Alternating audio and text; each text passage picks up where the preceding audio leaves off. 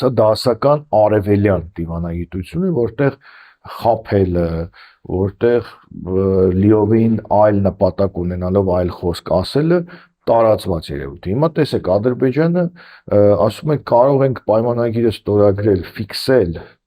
իրենց համար ցանկալի այսպես արդյունքներ, բայց չֆիքսել Հայաստանի ու Ադրբեջանի սահմանը,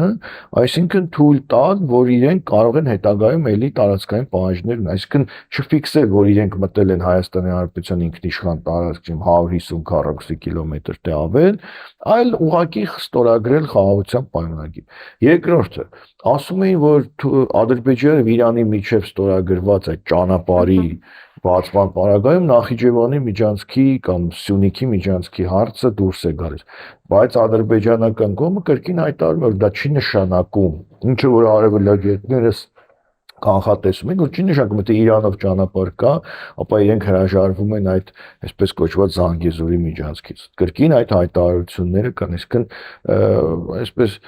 ռուսերեն իզդևательство բառ կա, քաղաքական իզդևательство, որ այո, մենք այն էլ ենք ուզում, էս էլ ենք ուզում, մի վախեցեք, երեկվա հայտարարություն ան, մի վախեցեք, Հայաստանը չենք կիսի երկու մասի, եթե այդ Զանգեզուրի միջանցքը մեզ տակ եւ այլն։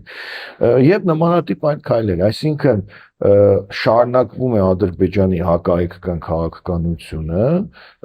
ուղղակի դիվանագիտական ճակատում եւ ակնկալել, որ այն ինչ որ ոմանք կարծում են, որ ինչ որ մի թուղթ ստորագրելով Ադրբեջանը դադարեցնելու է Հայաստանի հանդեպ իր քայլերը, դադարեցնելու է հայերի հանդեպ իր ատելությունը, փոխելու է իր կրթական ծրագրերը, այնտեղից հանելու է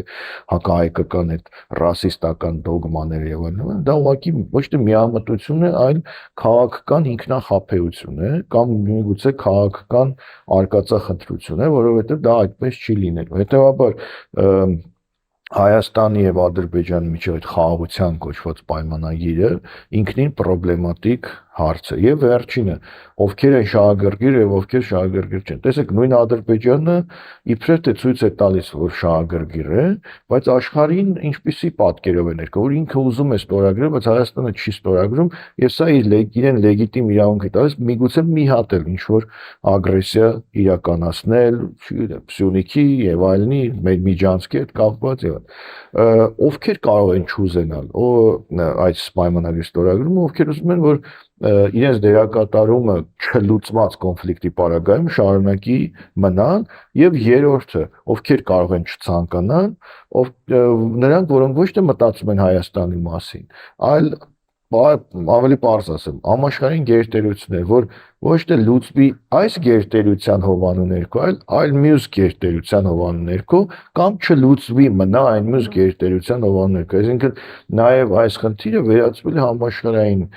խնդրի, համաշխարհային քաղաքականության խնդրի, որտեղ Հայաստանի ու հայերի շահը ընդհանրապես չկա, կան իրենց մեջ շահերը, որի արանքում մենք, այսպես ասած, փորձում ենք իբրև թե դիվանագիտություն անել, բայց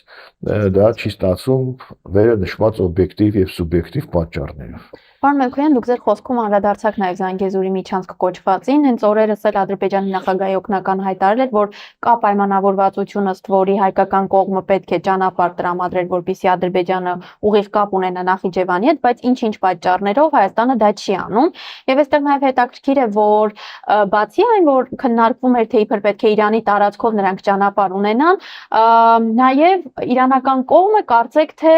քննարկում է եւ հետաքրքրված է խաղաղության խաչմերուկ կոչվածով, որին նաև շահագրգիռ է հայկական կողմը։ Ձեր դիտարկմամբ այս մասով ինչ զարգացումների կարելի է սպասել, որտեղ իրանական կողմը կարծեք թե առաջ հայտարարում է, որ իր համար անթույլատրելի է ադրբեջանա-թուրքական ինչ-որ կոմունիկացիաների բացումը կամ ուղղակի կապը, բայց հիմա նա մտածում է ինչ-որ խաչմերուկի մասին։ Գիտեք, այնպես չի, որ ինչ-որ հայտարարում են, ուրեմն հենց դա էլ անելու են։ Հայտարարությունները երբեմն լեգիտիմություն են տալիս կամ շանս են տալիս բանակցություններ շարունակելու, թեմայի մեջ ավելի խորը,